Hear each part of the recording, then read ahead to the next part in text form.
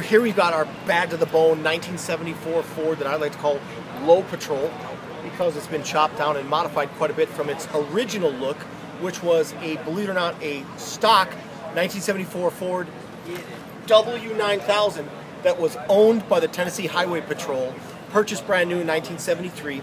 They use it as a mobile command unit for virtually its entire life until I think about the mid-90s. They put it up for auction in Tennessee. Another guy bought it, used it for about 10,000 miles, put it in truck paper, and I bought it in 2003. Changed it into this just because I wanted to do something different, and we did something a lot different, but we're paying homage to what the truck originally was. We're calling it low patrol. It was highway patrol. We even have some Tennessee troopers coming to see it tomorrow. It's got all kinds of original cool things. The driveline, 53,000 miles, still the same. Rayco suspension.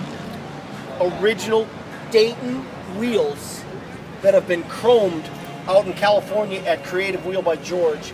These seem to be the jewelry of this truck, and all of the old school drivers, even the new school guys that don't know what they are, they go to them like bees on honey, I guess. That's the G-rated version. But took a lot to get them done. About 3 months in California, gave the guys fits, because they're all pitted here, but to get them nice, you got to make sure that they're done at every level without any nooks and crannies, otherwise the chrome will fly away from it.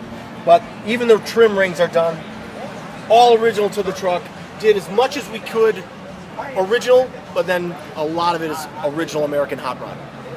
Did a House of Color metallic. We call it, I think it's blackberry metallic.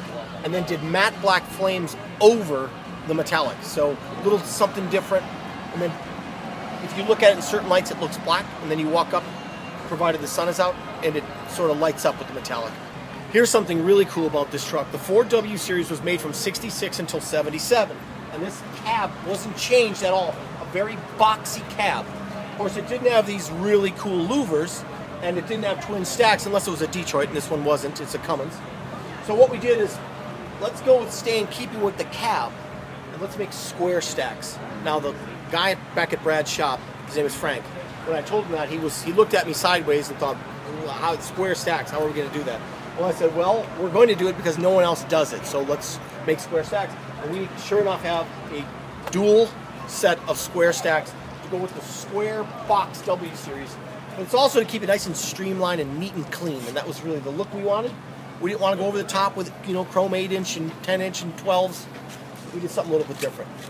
Originally, this truck said Ford 9000 on the door, and it was moved from where this was. This is where the original keyhole was, but I needed somewhere to touch and close this door, so I come up with these clever little Ford tributes.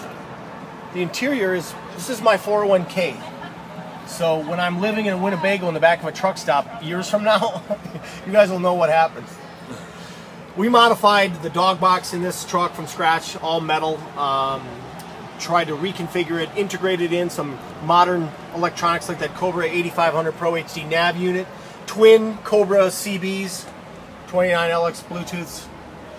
Every square inch of it was gone over. We tried to make this thing really stand out when you open the door away from the black truck, so it sort of exploded out.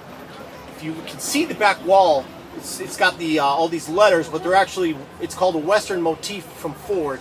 And every Ford W Series had that, I think from 1969 on. So we kept that, tried to do as much as we could without overdoing it.